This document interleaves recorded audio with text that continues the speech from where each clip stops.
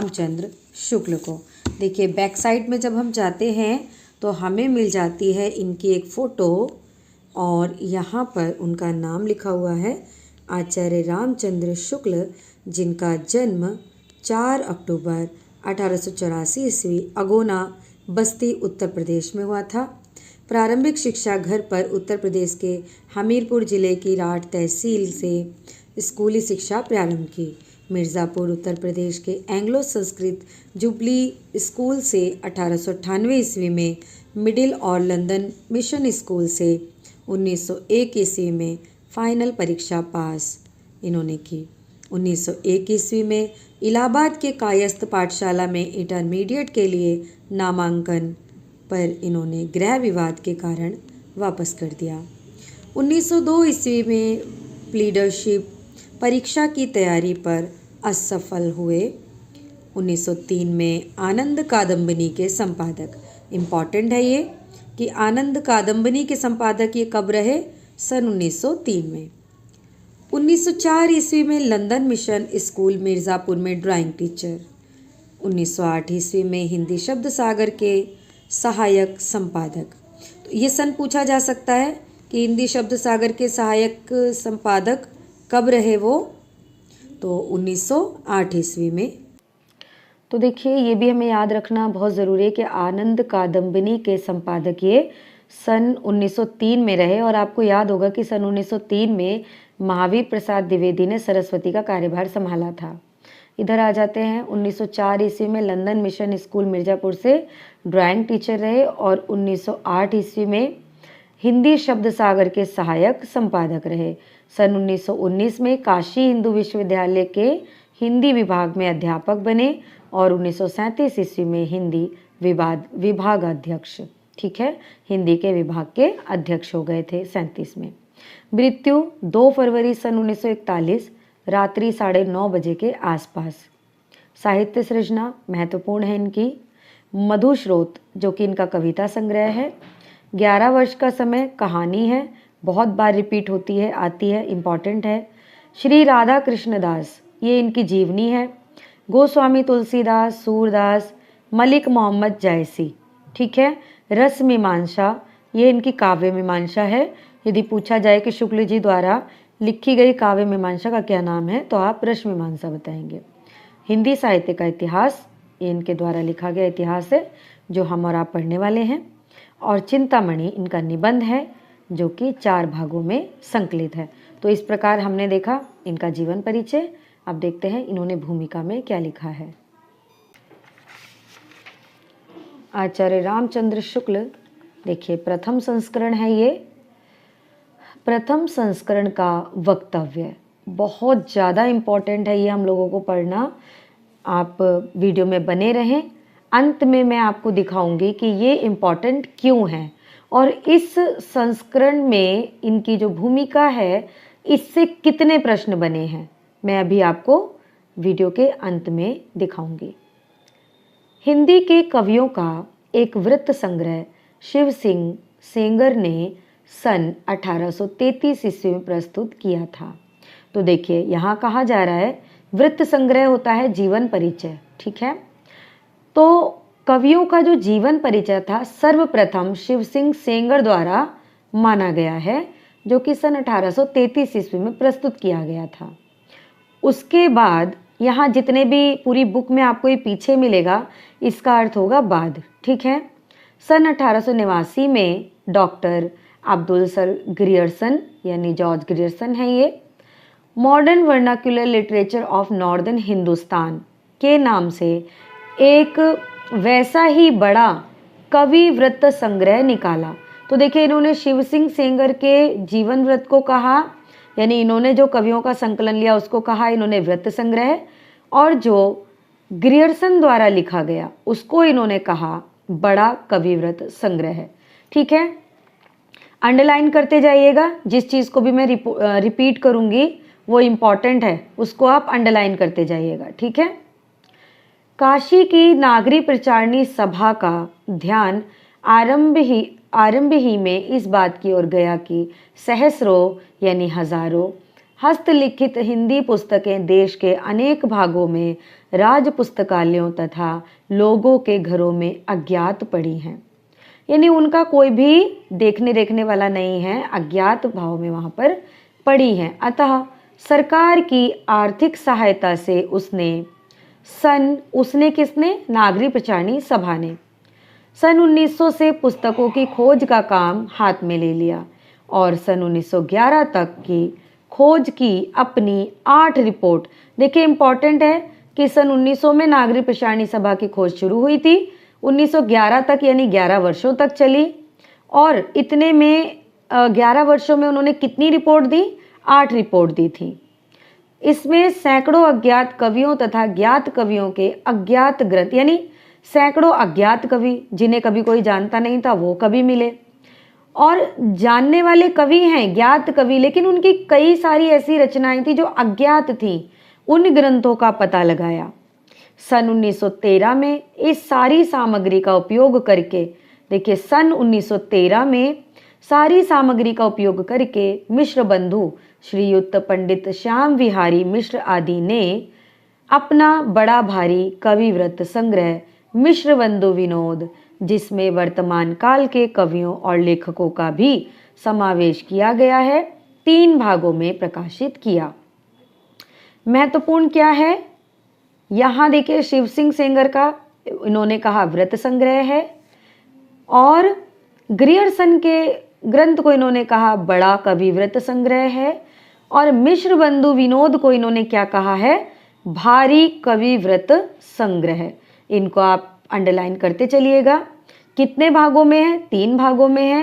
किस समय लिखा गया, 1913 में लिखा गया। आगे चलते हैं। इधर जब से विश्वविद्यालयों में हिंदी की उच्च शिक्षा का विधान हुआ तब से उसके साहित्य की विचार श्रृंखलाबद्ध इतिहास की आवश्यकता का अनुभव छात्र और अध्यापक दोनों कर रहे थे। यानी जब विश्वविद्यालयों में क्या किया, हिंदी को उच्च स्तर पर लागू कर दिया कि अब यहाँ पर हिंदी पढ़ाई जाएगी, तो छात्रों को और अध्यापकों को एक कमी महसूस हुई कि हिंदी श्रृंखलाबद्ध तरीके से नहीं है तो कैसे पढ़ी जाए।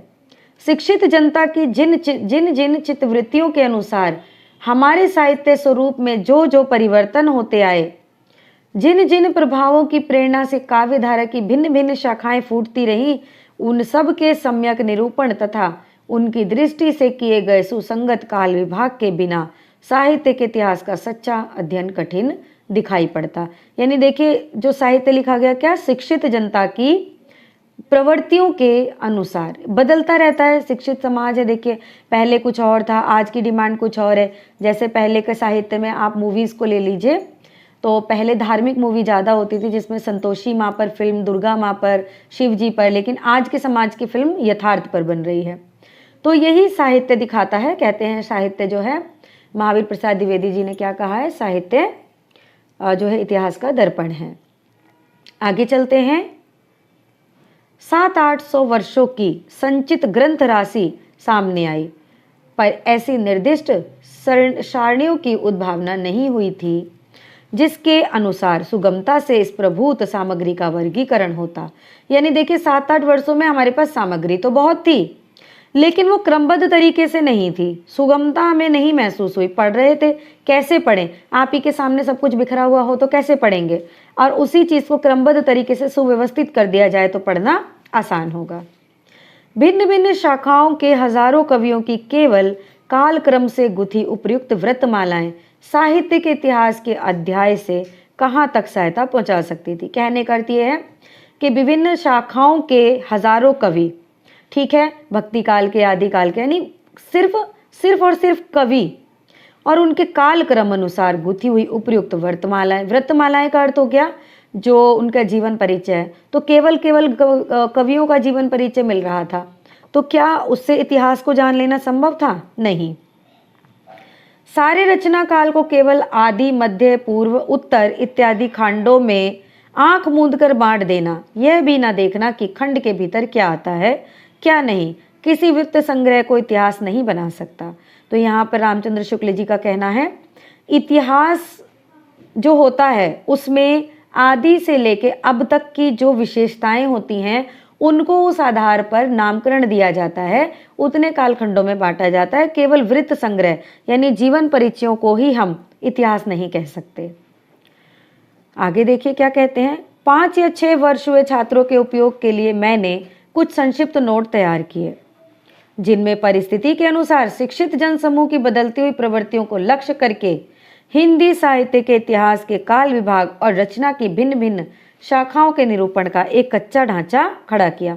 तो ये इंपॉर्टेंट पंक्ति है आपके लिए, ये वाली जो लाइन रहेगी कि शिक्षित जनसमूह की बदलती हुई प्रवृत्तियों को लक्ष्य करके हिंदी साहित्य के इतिहास के काल विभाग और रचना की भिन्न भिन्न शाखाओं के निरूपण का एक कच्चा ढांचा तैयार किया। हिंदी शब्द सागर समाप्त हो जाने पर उसकी भूमिका के रूप में भाषा और साहित्य का विकास देना भी स्थिर गया, अतः ये नियत सम्यक के भीतर ही यह इतिहास लिखकर पूरा करना पड़ा। तो देखिए बहुत कम समय में उन्होंने इस इतिहास को लिखा है। साहित्य का इतिहास लिखने के लिए जितनी अधिक सामग्री मैं ज़रूरी समझता था उतनी तो उस अवधि में के भीतर इकट्ठी ना हो सकी, पर जहाँ तक हो सका आवश्यक उपादान रखकर कार्य को पूरा किया गया। यानी वो मानते कि साहित्य लिखने के लिए मुझे जितनी सामग्री चाहिए थी उतनी नहीं मिल पाई है, उस अवधि में इकट्ठी ना हो सकी, यानी बहुत कम समय में लिखा था तो नहीं हो सकी, और बाकी जितना भी मिला उन सबको रखकर कार्य को पूरा किया गया। अब आगे देखते हैं। तो देखते हैं अगले पृष्ठ पर क्या लिखा है। इस पुस्तक में जिस पद्धति का अनुसरण किया गया है उसका थोड़े, तो ये जो पद्धति का अनुसरण इन्होंने किया है ये पद्धति विधेयवादी पद्धति कहलाती है। ठीक है, विधेयवादी पद्धति के द्वारा इन्होंने लिखा है हिंदी साहित्य का इतिहास। अच्छा आगे देखते हैं। उसका थोड़े में उल्लेख कर देना आवश्यक जान पड़ता है। पहले काल विभाग को लीजिए। जिस काल विभाग के भीतर किसी विशेष ढंग की रचनाओं की प्रचुरता दिखाई पड़ी वह एक अलग काल माना गया।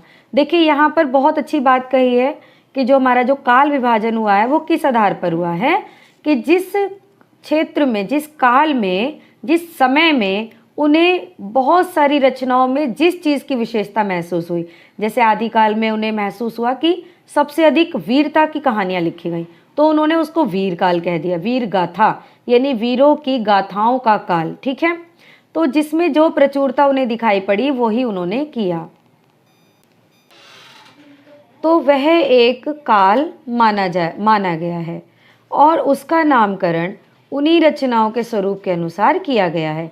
ठीक है, तो यहाँ आपको समझना चाहिए कि जो भी नामकरण इन्होंने दिया है वो उनकी रचनाओं की विशेषताओं के आधार पर दिया है। इसी प्रकार काल का एक निर्दिष्ट सामान्य लक्षण बनाया जा सकता है। किसी एक ढंग की रचना की प्रचुरता से अभिप्राय है कि दूसरे ढंग की रचनाओं में चाहे किसी एक ढंग की रचना को लें वह परिमाणों में प्रथम के बराबर ना होगी। मतलब कहने का अर्थ ये देखिए सबसे ज़्यादा वीरता वाली रचनाएं मान लीजिए आदिकाल में लिखी गई, जबकि आदिकाल में तो श्रृंगारिक रचनाएं भी लिखी गई, लेकिन उसको श्रृंगार काल इसलिए नहीं कहा जा सकता क्योंकि श्रृंगारिक रचनाएं बहुत अधिक नहीं थी, वीरता की रचनाएं बहुत अधिक थी, तो उसे वीर गाथा काल कहा जा सकता है। ठीक है, उसकी प्रचुरता नहीं है, प्रचुरता वीरता की है, इसलिए यह नहीं कि और सब ढंगों की रचनाएं मिलकर भी उसके बराबर ना होंगी। हाँ होंगी, लेकिन वो अकेली बहुत ज़्यादा है। ठीक है, इसलिए वीर गाथा होगी। जैसे यदि किसी काल में 5 ढंग की रचनाएं 10, 5, 6, 7 और 2 के क्रम में मिलती हैं, यानी जैसे मान लीजिए किसी काल में 5 ढंग की रचनाएं, 5 तरह की, ढंग की मतलब 5 प्रकार की रचनाएं हैं, तो पहले प्रकार की 10 रचनाएं हो गई, दूसरे प्रकार की 5 रचनाएं हो गई, तीसरे प्रकार की 6 रचनाएं हो गई, चौथे प्रकार की 7 रचनाएं हो गई, और 5वें प्रकार की ये मान लीजिए श्रृंगार की हो गई, हास्य की हो गई, व्यंग्य की हो गई, शोक की हो गई ना, तो इस प्रकार 2 के क्रम में मिलती है। तो जिस ढंग की रचना की 10 पुस्तकें हैं उसकी प्रचुरता कही जाएगी। अब मान लीजिए 5 प्रकार की मिला करके 10 है, मतलब ये है पूरी, तो 10 जिसकी मिला के मान लीजिए 10 हैं वीरता की, 5 है श्रृंगार की, 2 हैं हास्य की, तो प्रचुरता किसकी कही जाएगी? जिसकी 10 होंगी, तो वीरता की प्रचुरता कही जाएगी। ठीक है, उसकी प्रचुरता कही जाएगी। यद्यपि शेष और ढंग की सब पुस्तकें मिलकर 20 हैं, यह तो हुई पहली बात। दूसरी बात है ग्रंथों की प्रसिद्धि। किसी काल के भीतर जिस एक ढंग से के बहुत अधिक ग्रंथ प्रसिद्ध चले आते हैं, ठीक है। मान लीजिए वीर गाथा काल है तो उसमें किस प्रकार के ग्रंथ बहुत अधिक प्रसिद्ध हैं, तो उसकी प्रसिद्धि का आधार भी होगा, इसी के आधार पर नामकरण किया जाएगा। आगे देखते हैं। उस ढंग की रचना उस काल के लक्षण के अंतर्गत मानी जाएगी, चाहे और दूसरे ढंग की अप्रसिद्ध और असाधारण कोटि की बहुत सी पुस्तकें भी इधर उधर कोनों में पड़ी मिल जाएं। यानी वही मैंने बताया आपको, मान लीजिए श्रृंगार, व्यंग्य, हास्य सब हैं, लेकिन वीरता की बहुत अधिक प्रसिद्धि है तो फिर उसी को माना जाएगा, ठीक है। तो सारांश यह है, देखिए प्रसिद्धि भी किसी काल की लोक प्रवृत्ति की प्रतिध्वनि है। सारांश यह है कि इन दोनों बातों की ओर ध्यान रखकर काल विभागों का नामकरण किया गया है, ठीक है। कितनी बातों को देखिए, यहाँ प्रश्न यदि बन जाता है कि नामकरण को किन दो आधारों पर किया गया है, तो एक तो पुस्तकों की प्रचुरता के आधार पर, पुस्तकों की संख्या की प्रचुरता यानी ढंग, किस ढंग की पुस्तकें बहुत अधिक प्रचुरता में मिली। दूसरा पुस्तकों की जो विशेषता है उसकी प्रसिद्धि के आधार पर। दो आधारों पर हमने नामकरण किया है। आगे देखते हैं। आदिकाल का नामकरण मैंने वीरगाथा काल रखा है। उक्त काल के भीतर दो प्रकार की रचनाएं मिलती हैं, तो बहुत इंपॉर्टेंट है। वीरगाथा काल किसने नामकरण दिया है? शुक्ल जी ने दिया है। आदिकाल हजारी प्रसाद द्विवेदी जी ने कहा है, और वैसे भी शुरुआत के काल को आदिकाल ही कहते हैं, तो सामान्यतः भी आदिकाल कहते हैं। अब इन्होंने कहा कि वीरगाथा काल के अंतर्गत हमें दो प्रकार की रचनाएं मिलती हैं। कितनी मिलती हैं? दो प्रकार की। एक मिलती है अपभ्रंश और दूसरी मिलती है देश भाषा, जो कि साधारण बोलचाल की है। अपभ्रंश की पुस्तकों में कई तो जैन धर्मों के तत्व हैं। देखिए अपभ्रंश की पुस्तक, ठीक है, हम यहाँ पढ़ रहे हैं, जिसमें जैन तत्वों, जैन धर्म तत्व निरूपण संबंधी हैं, जो साहित्य की कोटि में नहीं आती और जिनका उल्लेख केवल यह दिखाने के लिए किया गया है कि अपभ्रंश भाषा का व्यवहार कब से हो रहा। मतलब रामचंद्र शुक्ल ने शामिल किया है अपभ्रंश की रचनाओं को, लेकिन वो ये कह रहे हैं कि साहित्य की कोटि में नहीं आती हैं। उनको शामिल करने का जो उद्देश्य रहा वो इसलिए रहा है ताकि वो बता सकें कि अपभ्रंश भाषा का जो व्यवहार है वो कब से कब तक रहा, सिर्फ इसलिए उन्होंने शामिल किया है। साहित्य कोटि में आने वाली रचनाओं में कुछ तो भिन्न भिन्न विषयों पर फुटकल दोहे हैं, जिनके अनुसार उस काल की कोई विशेष प्रवृत्ति निर्धारित नहीं की जा सकती। साहित्यिक पुस्तकें केवल 4 हैं, ये इंपॉर्टेंट है। साहित्यिक पुस्तकें शुक्ल जी ने कितनी मानी है? तो 4 मानी है। विजयपाल रासो, हमीर रासो, कीर्ति लता और कीर्ति पताका। देश भाषा काव्य की पुस्तकें कितनी मानी है? शुक्ल जी ने 8 मानी है। खुमान रासो, बिसलदेव रासो, पृथ्वीराज रासो, जय चंद्र प्रकाश, जय मयंक, जसचंद्रिका, परमाल रासो, खुसरो की पहेलियां और विद्यापति पदावली। ये देखो खुमान रासो, ये परमाल रासो के आगे क्या लिखा है? आला का मूल रूप, क्योंकि आला खंड आप कहते हैं, तो आला खंड जो है वो पहले परमाल रासो के नाम से प्रकाशित हुआ था। फिर है इन्हीं 12 पुस्तकों की दृष्टि से आदिकाल का लक्षण निरूपण और नामकरण हो सका है। ठीक है, आप बताएंगे कितनी पुस्तकों को आधार मानकर आदिकाल का नाम रखा गया है? तो 12 पुस्तकों को आधार मानकर आदिकाल का नाम वीरगाथा काल रखा है। आगे देख लेते हैं। इनमें से अंतिम 2 तथा बीसलदेव, अंतिम 2 कौन कौन सी थी? देखिए अंतिम 2 हैं यहाँ पर, खुसरो की पहेलियां और विद्यापति, और बीसलदेव रासो को छोड़कर शेष सब ग्रंथ वीरगाथात्मक हैं।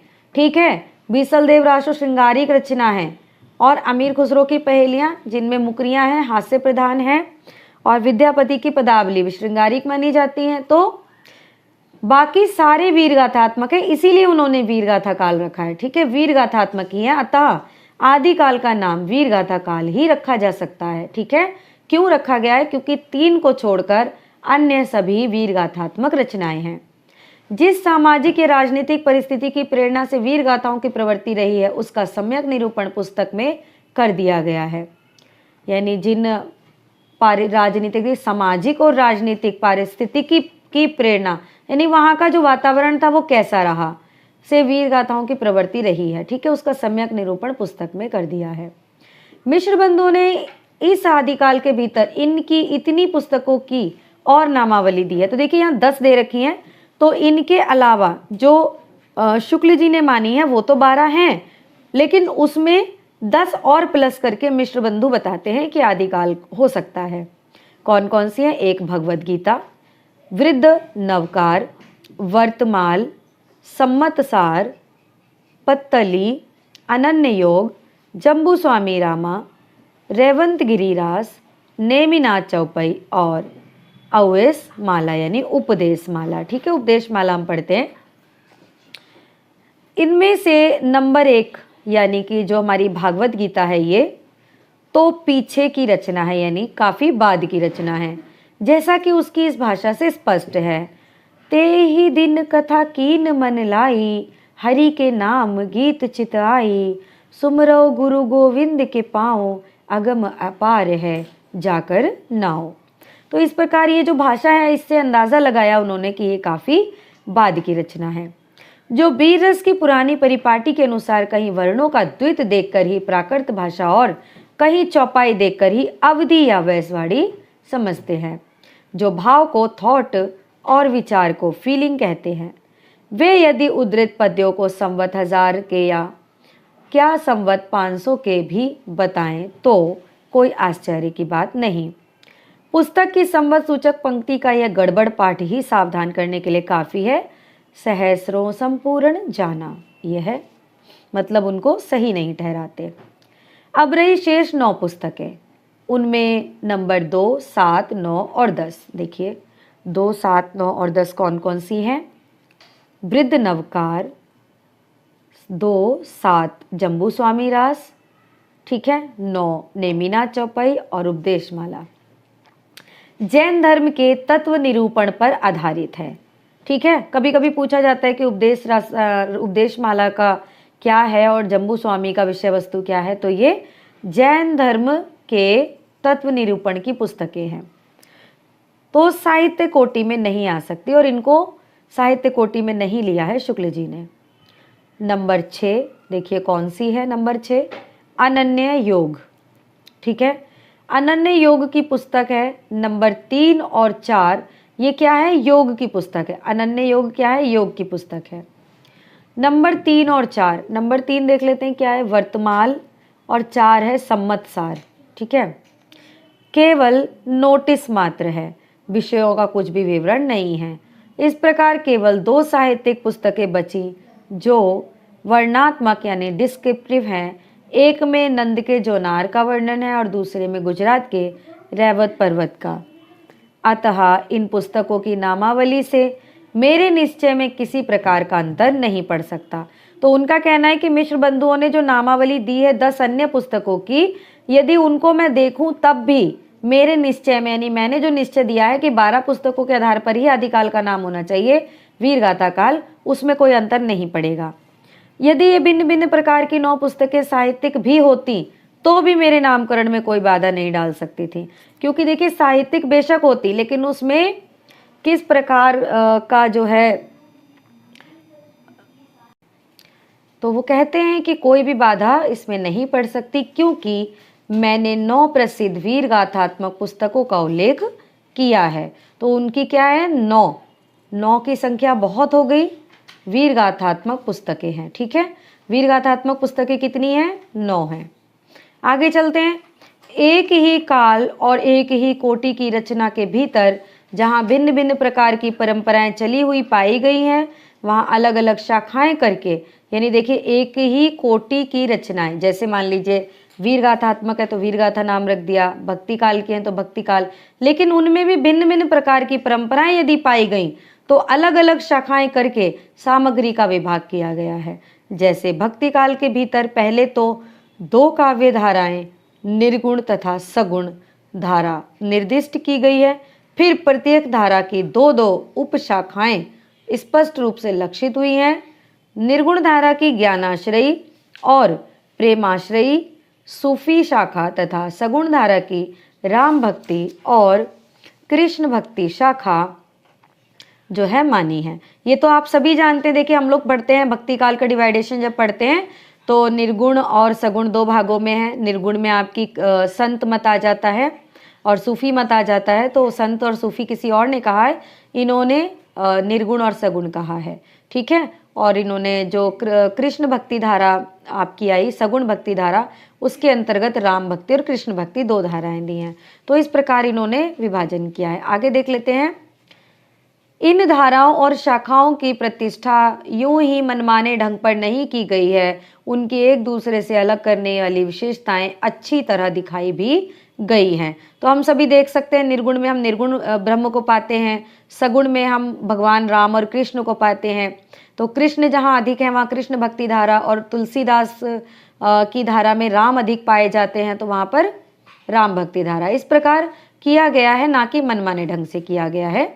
आगे चलते हैं। रीति काल के भीतर रीतिबद्ध की जो परंपरा चली, ठीक है, रीति काल के अंदर रीतिबद्ध कवियों को आचार्य कहा जाता है, क्योंकि रीति में बद्ध होकर उन्होंने अपनी काव्य रचना की है। उसका उपविभाग करने का कोई संगत आधार मुझे नहीं मिला। आप सभी को ये जानकर बहुत खुशी भी होगी कि देखिए यहाँ पर हम जानेंगे कि रामचंद्र शुक्ल ने ना रीति काल का विभाजन नहीं किया है।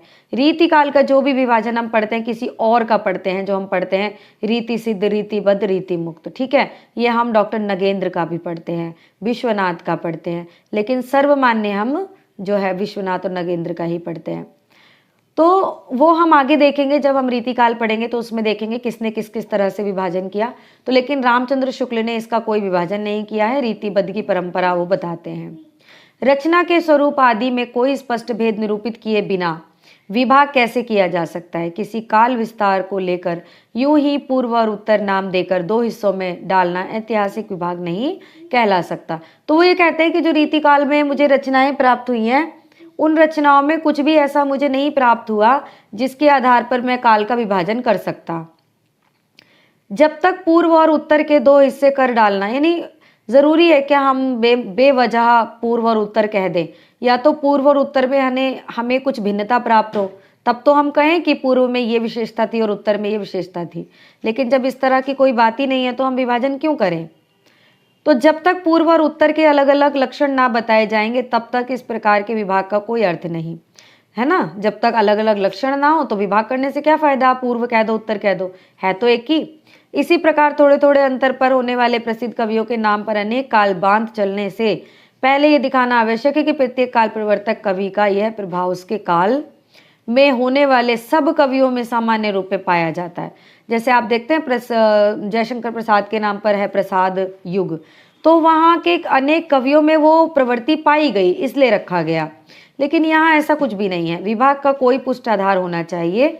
रीतिबद्ध ग्रंथों की बहुत गहरी छानबीन और सूक्ष्म पर्यालोचना करने पर आगे चलकर शायद विभाग का कोई आधार मिल जाए। तो वो ये कहते हैं कि बहुत लोग होंगे जो आगे साहित्य लिखेंगे, जो रीतिकाल पर सूक्ष्म गहन शोध करें, यदि उस समय उनको कोई विभाग का आधार मिल जाए तो बेशक वो कर सकते हैं, और जो किया भी गया आगे हमने पढ़ा है, पर अभी तक मुझे नहीं मिला है। रीतिकाल के संबंध में 2 बातें और कहनी है। इस काल के कवियों के परिचयात्मक वृत्तों की छानबीन में मैं अधिक नहीं प्रवृत्त हुआ हूँ। तो देखिए रीतिकाल के कवियों की जो विवेचना उन्होंने की है, यहाँ पर लिखा है, वर्णन दिया है, उसमें वो कहते हैं कि मैं बहुत अधिक प्रवृत्त नहीं हुआ हूँ, क्योंकि मेरा उद्देश्य अपने साहित्य के इतिहास का एक पक्का और व्यवस्थित ढांचा तैयार खड़ा करना है, ना कि कवि कीर्तन। बहुत इंपॉर्टेंट पंक्ति है, इसको लगा लेना, यहाँ से लगाइएगा कि रीतिकाल के संबंध में मैं 2 बातें कहना चाहता हूँ कि इस काल के कवियों के परिचयात्मक वृत्तों की छानबीन में मैं बहुत अधिक प्रवृत्त नहीं हुआ हूँ, क्योंकि मेरा उद्देश्य अपने साहित्य के इतिहास का एक पक्का व्यवस्थित ढांचा खड़ा करना है, ना कि कवि कीर्तन करना। ये कथन किसका है? शुक्ल जी का है। अतः कवियों के परिचयात्मक विवरण मैंने प्राय मिश्रबंधु से ही लिए हैं। देखिए कितनी अच्छी बात यहाँ पर आई है। तो आपको पूछा जाए कि कवियों के परिचय का विवरण कहाँ से लिया है शुक्ल जी ने, तो मिश्रबंधु विनोद से। कहीं कुछ कवियों के विवरणों में परिवर्तन और परिष्कार भी किया है, जैसे ठाकुर, दीनदयाल, गिरी, राम सहाय और रसिक गोविंद के विवरण में, यानी इनके विवरण थोड़े से इन्होंने इधर उधर से छानबीन करके भी लिखे। यदि कुछ कवियों के नाम छूट गए या किसी कवि की किसी मिली हुई पुस्तक का उल्लेख नहीं हुआ तो इससे मेरी कोई बड़ी उद्देश्य हानि नहीं है। यानी वो कहते हैं यदि कोई कवि छूट गया है या ऐसा कुछ हुआ है तो मेरा उद्देश्य में हानि नहीं हुई है, क्योंकि मेरा उद्देश्य साहित्य लिखना है, कवियों का विवरण देना नहीं। इस काल के भीतर मैंने जितने कवि लिए हैं या जितने ग्रंथों के नाम दिए उतने ही ज़रूरत से ज़्यादा मुझे मालूम पड़ते हैं। तो बताइए, मुझे खुद ही बताइए कितनी इंपॉर्टेंट इनकी भूमिका है। अभी आप देखिएगा कितने प्रश्न यहाँ से निकलेंगे। रीतिकाल या किसी काल के कवियों की साहित्यिक विशेषताओं के संबंध में मैंने जो संक्षिप्त विचार प्रकट किए हैं वे दिग्दर्शन मात्र हैं। दिग्दर्शन मात्र के लिए इतिहास की पुस्तक में किसी कवि की पूरी क्या अधूरी आलोचना भी नहीं की जा सकती। देखिए यहाँ पर ये कहना चाहते हैं कि रीतिकाल या किसी भी काल में, यानी आदिकाल हो, वीरगाथा काल हो, भक्ति काल हो, तो कवियों का जो साहित्यिक विशेषताओं के संबंध में मैंने जो संक्षिप्त विचार अपना दिया है, मतलब उन्होंने कहा है ना मतीराम के विषय में, भिखारी के विषय में, घनानंद, बोधा और आदि के विषय में जो उन्होंने कहा है कि इनकी भाषा ऐसी है, परिष्कृत है, या बहुत ज़्यादा चटर पटर वाली लल्लू लाल जी की कहा है ना, तो वो ये कहते हैं कि मैंने जो भी विचार अपने प्रकट किए हैं वो दिग्दर्शन मात्र के लिए हैं। इतिहास की पुस्तक में किसी कवि की पूरी तो छोड़िए अधूरी आलोचना भी नहीं की जा सकती। इसके लिए ना अलग से ही वो कहते हैं कि हर कवि पर लिखा जाना चाहिए। किसी कवि की आलोचना लिखनी होगी तो स्वतंत्र प्रबंध या पुस्तक के रूप में लिखूंगा। बहुत प्रसिद्ध कवियों के संबंध में थोड़ा विस्तार से लिखना पड़ा है, पर वह भी विशेष प्रवृत्तियों का ही निर्धारण किया गया है। यह अवश्य है कि उनमें से कुछ प्रवृत्तियों को मैंने रस उपयोगी और कुछ को बाधक कहा है। तो कुछ को तो उन्होंने बताया ये प्रवृत्ति रस उपयोगी है और कुछ को कहा है कि बाधक है। आधुनिक काल में गद्य का आविर्भाव सबसे प्रधान साहित्यिक घटना है। मोस्ट इंपॉर्टेंट लाइन है, आप इसे नहीं छोड़कर जा सकते, अंडरलाइन लगाकर चलिएगा कि आधुनिक काल में गद्य का आविर्भाव सबसे प्रधान साहित्यिक घटना है, इसलिए उसके प्रसार का वर्णन विशेष विस्तार के साथ करना पड़ा है। तो देखिए आधुनिक काल अपने आप में मोस्ट इम्पॉर्टेंट है और ये हकीकत है। आधुनिक काल से बहुत सारे प्रश्न बनते हैं, तो आधुनिक काल को हम बहुत ज़्यादा विस्तार से पढ़ेंगे और खूब विस्तार से हम पढ़ेंगे नगेंद्र की बुक से, ठीक है। और भी मेरे पास कंटेंट है, उस बुक से भी पढ़ेंगे, बने रहिएगा बस आप वीडियो में। और रामचंद्र शुक्ल ही नहीं, मैं आपकी पूरी हिंदी की तैयारी कराऊंगी, लेकिन समय के साथ, क्योंकि अच्छी तैयारी में शॉर्टकट नहीं होता, ये ध्यान रखिएगा।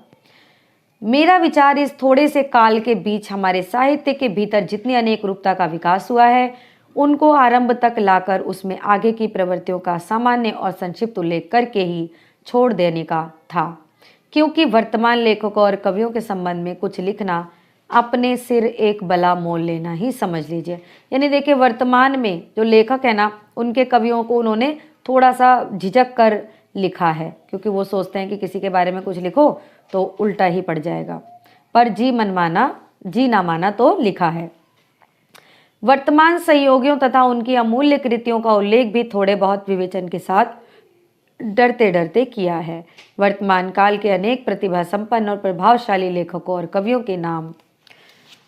के नाम जल्दी से या भूल से छूट गए होंगे, इसके लिए तथा उससे भी अधिक उनकी कृतियों से विशेष रूप से परिचित महानुभावों से क्षमा की प्रार्थना है।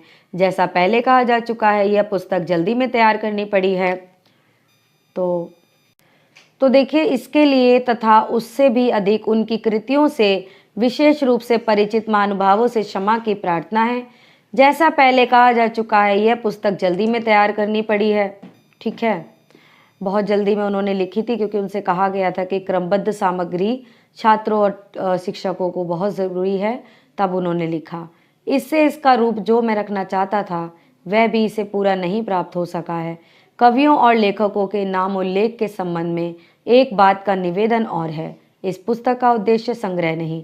देखो कह रहे हैं कि कवि और लेखकों के नाम उल्लेख, यानी नाम उल्लेख जो कि इन्होंने किया है, उसके संबंध में एक बात ये कह देना चाहते हैं कि इस पुस्तक का उद्देश्य कवियों का संग्रह करना नहीं है, ठीक है। इसका उद्देश्य आपको इतिहास बताना है कि हमारा हिंदी साहित्य का इतिहास कहाँ से शुरू हुआ और कितना काल विभाजन, किस प्रकार की प्रक्रिया रही और कैसा कैसा आज तक रहा है। कवि संग्रहण इनका उद्देश्य नहीं है। इससे आधुनिक काल के अंतर्गत सामान्य लक्षणों और प्रवृत्तियों के वर्णन की ओर ही अधिक ध्यान दिया गया है।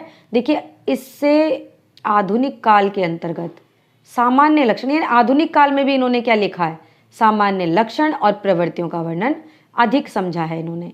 अगले संस्करण में इस काल का प्रसार कुछ और अधिक हो सकता है। उनका कहना है कि इस समय तो समय कम था, अगला संस्करण जब मैं निकालूंगा तो हो सकता है काल में थोड़ा सा और प्रसार में कर दूं। कहने की आवश्यकता नहीं कि हिंदी साहित्य का यह इतिहास हिंदी शब्द सागर की भूमिका के रूप में हिंदी साहित्य का विकास के नाम से सन 1929 के जनवरी महीने में निकल चुका है। तो देखिए यहाँ पर बहुत इम्पॉर्टेंट ये फैक्ट है, ये इम्पॉर्टेंट नहीं महा इम्पॉर्टेंट है कि हिंदी शब्द सागर की भूमिका के रूप में हिंदी साहित्य के विकास के नाम से, दो प्रश्न है यहाँ पर। हिंदी साहित्य का इतिहास जो है हिंदी शब्द सागर की भूमिका के रूप में लिखा गया और हिंदी साहित्य के विकास के नाम से सन 1929 में जनवरी के महीने में पहले निकल चुका था। इस अलग पुस्तकाकार संस्करण में, पुस्तकाकार होता है पुस्तक के आकार के संस्करण में जो हम पढ़ रहे हैं, बहुत सी बातें बढ़ाई गई हैं, विशेषता आदिकाल और अंत में। ठीक है, यानी शुरुआत में और अंत में काफ़ी चीज़ें बढ़ाई गई हैं। आदिकाल के भीतर अपभ्रंश की रचनाएं भी ले ली गई हैं क्योंकि वे सदा से भाषा काव्य के अंतर्गत ही मानी जाती रही हैं। ठीक है, भाषा काव्य के अंतर्गत मान रहे हैं वो अपभ्रंश की रचनाओं को। ठीक है, कभी प्रश्न यदि बन जाए कि रामचंद्र शुक्ल अपभ्रंश की रचनाओं को किस काव्य के अंतर्गत मानते हैं, तो भाषा काव्य के अंतर्गत।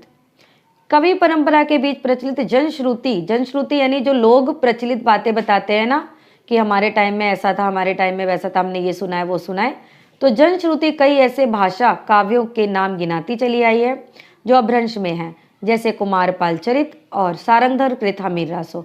बहुत इंपॉर्टेंट है ये कि हमीर रासो का पता नहीं है, लेकिन प्राकृत पिंगल सूत्र उलटते पलटते मुझे हमीर के युद्धों के वर्णन वाले कई बहुत सी ओजस्वी पद्य छंदों के उदाहरण मिले हैं। ठीक है, तो कहाँ पर हमें इसका पता लगता है, हमीर रासो का पता हमें लगता है प्राकृत पिंगल सूत्र के अंतर्गत। मुझे पूर्ण निश्चय हो गया है कि ये पद्य सारंगधर के प्रसिद्ध हमीर रासो के ही है। आधुनिक काल के अंत में वर्तमान काल की कुछ विशेष प्रवृत्तियों के वर्णन को थोड़ा और पल्लवित इसलिए करना पड़ा जिसमें उन प्रवृत्तियों के मूल का ठीक ठाक पता केवल हिंदी पढ़ने वालों को भी हो जाए और वे धोखे में ना रहकर स्वतंत्र विचार समर्थ हों, यानी उनके जो विचार हो ना वो स्वतंत्र और समर्थ हों। ठीक है, थोड़ी सी प्रॉब्लम मुझे हो रही है, लेकिन कल से मैं कोशिश करूँगी कि और भी बेहतर क्लास हो आपकी। मिश्र बंधुओं के प्रकांड कविव्रत, अब यहाँ देखिए एक प्रश्न और बन रहा है, प्रकांड कविव्रत संग्रह शुक्ल जी ने किसको कहा है, तो मिश्र बंधु विनोद को कहा है। का उल्लेख हो चुका है। रीतिकाल के कवियों का परिचय लिखने में मैंने प्राय उक्त ग्रंथों से ही विवरण लिए हैं, अतः आधुनिक शिष्टता के अनुसार उनके उत्साही और परिश्रमी संकलनकर्ताओं को धन्यवाद देना मैं ज़रूरी समझता हूँ। हिंदी पुस्तकों की खोज की रिपोर्टें भी मुझे समय समय पर व विशेषता संदेह के स्थल आने पर उलटनी पड़ी हैं। राय साहब, बाबू सुंदर दास, देखिए समय आने पर इन्होंने 3 और बुक का सहारा लिया है। श्याम सुंदर दास BA की हिंदी की बुक है कोविद रत्नमाला, श्रीयुत पंडित रामनेस त्रिपाठी जी की कविता कौमुदी और वियोगी हरि की कौन सी है, ब्रजमाधुरी सार। इन 3 पुस्तकों का भी सहारा उन्होंने लिया है। अंत में उक्त तीनों महानुभावों के प्रति अपनी कृतज्ञता प्रकट करता हूँ। आधुनिक काल के प्रारंभिक प्रकरण लिखते समय जिस कठिनता का सामना करना पड़ा उसमें मेरे बड़े पुराने मित्र केदारनाथ पाठक ही काम आए, पर ना आज तक मैंने उन्हें किसी बात के लिए धन्यवाद दिया, ना अब तक हिम्मत कर सका हूँ, क्योंकि धन्यवाद को वो आजकल एक बदमाशी समझते हैं। तो हाँ, कभी अगर रेयरली प्रश्न बन जाए कि रामचंद्र शुक्ल के कौन से मित्र हैं जो धन्यवाद को बदमाशी समझते हैं, तो वो थे केदारनाथ पाठक। इस कार्य में मुझसे जो भूल हुई है उनकी सुधार की, जो त्रुटियां रह गई हो उनकी पूर्ति की, जो अपराध बन पड़े उनकी क्षमा की, पूरी आशा करके ही मैंने अपने श्रम से कुछ संतोष लाभ कर सकता हूँ। देखिए, काशी आषाढ़ शुक्ल 5 1986, रामचंद्र शुक्ल। बहुत ही अच्छे से इन्होंने लिखा है और इनकी भूमिका में जो सार दिया गया है वो हर हिंदी के छात्र को पढ़ना अनिवार्य है। इसी के साथ देखते हैं, इस पर आधारित मैंने कुछ नोट्स तैयार किए हैं जिनमें कुछ प्रश्न बने हैं, तो मैं आपके सामने रखती हूँ। आप भी इस तरह के नोट्स बनाइएगा जब भी हम पढ़ रहे हैं जो भी। और ये नोट्स बनाने का उद्देश्य यही है कि जैसे ही हमने पढ़ा और तुरंत यदि हम नोट बना लेते हैं और उस पर आधारित स्वयं प्रश्न बनाते हैं तो हमें वो बिल्कुल रट जाता है। तो तो देखिए भूमिका से ही इतने प्रश्न बनेंगे। अब मैंने आपको कहा था ना कि मैं अंत में बताऊंगी भूमिका से कितने प्रश्न बन रहे हैं। देखिए इम्पॉर्टेंट है यहाँ से बहुत ज़्यादा, आज की पूरी क्लास बहुत ज़्यादा इम्पॉर्टेंट है। तो मेरी इस मेहनत को कृपया सार्थक बनाएं, चैनल को सब्सक्राइब करें और वीडियो को लाइक करें और अंतिम तक बने रहें मेरे साथ शुक्ल जी को पढ़ने के लिए।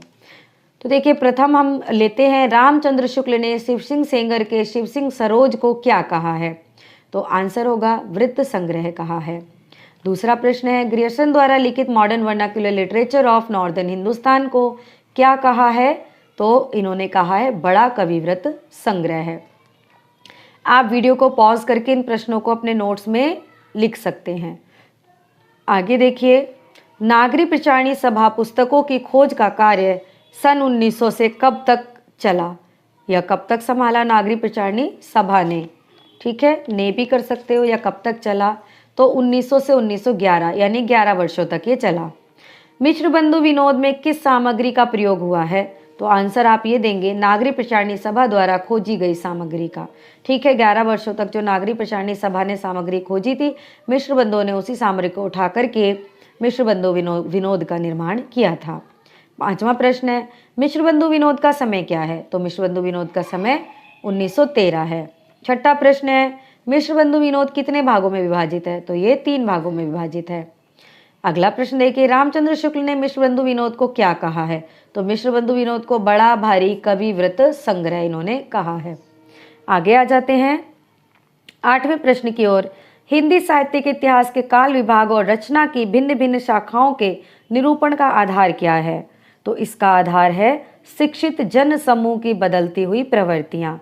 ठीक है, जिस प्रकार आप और हम हैं, तो हमारे पुराने बुजुर्ग धार्मिक साहित्य पढ़ना पसंद करते हैं और हम लोग थोड़ा सा धर्म से आगे निकल के यथार्थ को पसंद करते हैं। हमारी आने वाली पीढ़ी कुछ और पसंद करेगी। तो इस प्रकार जो चित्तवृत्तियाँ होती हैं वो बदलती रहती हैं और उसी का आधार पर इन्होंने साहित्य को लिखा है।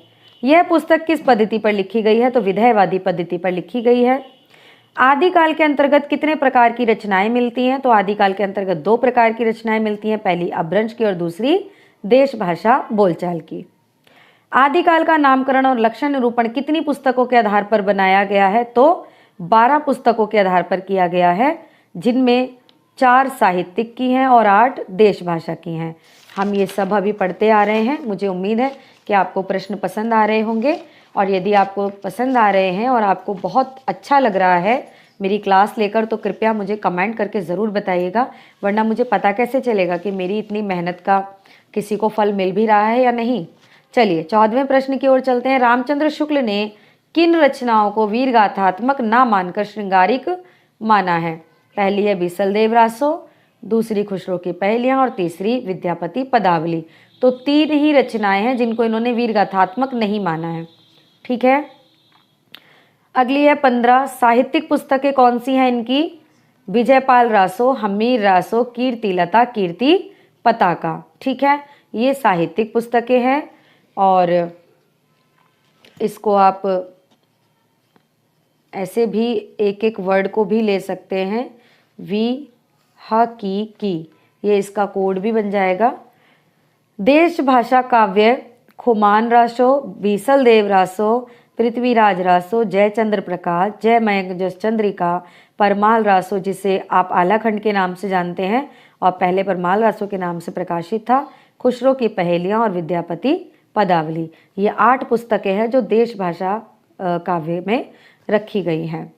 आगे देखिए 17वां प्रश्न, रामचंद्र शुक्ल की पुस्तकों के अलावा मिश्र बंधुओं ने और कितनी पुस्तकें बताई हैं? तो 10 पुस्तकों के नाम गिनाए हैं, जिनमें भागवत भी है एक। 18वां प्रश्न है, रीति काल के संबंध में 2 बातें और कहनी है। इस काल के कवियों के परिचयात्मक वृत्तियों की छानबीन में मैं नहीं प्रवृत्त हुआ हूँ, क्योंकि मेरा उद्देश्य अपने साहित्य के इतिहास का एक पक्का और व्यवस्थित ढांचा खड़ा करना था, ना कि कवि कीर्तन करना। तो ये कथन किसका है? रामचंद्र शुक्ल जी का है। आगे आते हैं यहाँ पर 19वां प्रश्न देखिए, आधुनिक काल में गद्य का आविर्भाव सबसे प्रधान घटना है, मोस्ट इंपॉर्टेंट है, रामचंद्र शुक्ल की उक्ति है ये। 20वें प्रश्न की ओर देखिए, हिंदी साहित्य का इतिहास किसकी भूमिका के रूप में लिखा गया? तो हिंदी शब्द सागर की भूमिका के रूप में लिखा गया। हिंदी शब्द सागर की भूमिका में हिंदी साहित्य का इतिहास किस नाम से प्रकाशित हुआ? तो हिंदी साहित्य का विकास नाम से समय सन 1929 और जनवरी में प्रकाशित हुआ था। जनश्रुति में प्रचलित भाषा काव्य के अंतर्गत मानी जाने वाली पुस्तकें कौन सी हैं? तो एक कुमारपाल चरित है और हमीर रासो जो कि सारंगधर द्वारा लिखी गई है। हमीर रासो के युद्धों के वर्णन किस ग्रंथ में प्राप्त होते हैं? तो मैंने आपको बताया ना, हमीर रासो स्वतंत्र रूप से हमें नहीं प्राप्त होता है, बल्कि प्राकृत पिंगल सूत्र के अंतर्गत हमें हमीर रासो का वर्णन मिलता है। लेकिन शुक्ल जी ने माना है कि वो सारंगधर द्वारा ही लिखा गया है। 24वां प्रश्न देखिए, रामचंद्र शुक्ल ने प्रकांड कविवृत संग्रह किस ग्रंथ को कहा है? तो इन्होंने ये मिश्र बंधु विनोद को कहा है। यहाँ देखिए 3 और ऐसे राइटर्स हैं जिनकी रचनाओं को इन्होंने आधुनिक काल के लिए प्रयोग किया है। हिंदी कोविद रत्नमाला श्याम सुंदर दास, कविता कौमुदी रामनरेश त्रिपाठी की और ब्रज माधुरी सार वियोगी हरि का।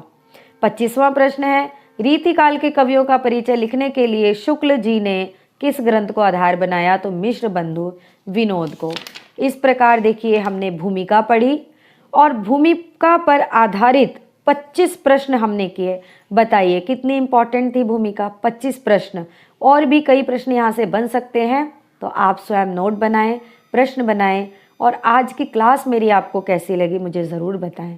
और जो भी भूमिका हमारी कही गई है वो बहुत महत्वपूर्ण है। स्वयं भी उसको एक बार पढ़ना चाहें तो पढ़ ले, वरना वीडियो को रिपीट करके ज़रूर देखें, क्योंकि एक बार में ना कोई भी चीज़ नहीं पढ़ी जा सकती है। तो दोस्तों, कैसी लगी आप सभी को मेरी आज की क्लास? कमेंट करके ज़रूर बताइएगा। और इसी तरह निरंतर होगी हमारी क्लास रामचंद्र शुक्ल की हिंदी साहित्य इतिहास के वाचन पर, और पूरा अच्छे से विश्लेषण करके मैं आपको एक्सप्लेन करूँगी, जिससे कि आपकी ये समस्या दूर हो जाए जो आप कहते हैं कि हम पढ़ते तो हैं पर हमें समझ नहीं आती। पढ़िए मेरे साथ, लाइक कर दीजिए वीडियो को, सब्सक्राइब करिए और अधिक से अधिक शेयर करके मेरा सहयोग करें। धन्यवाद।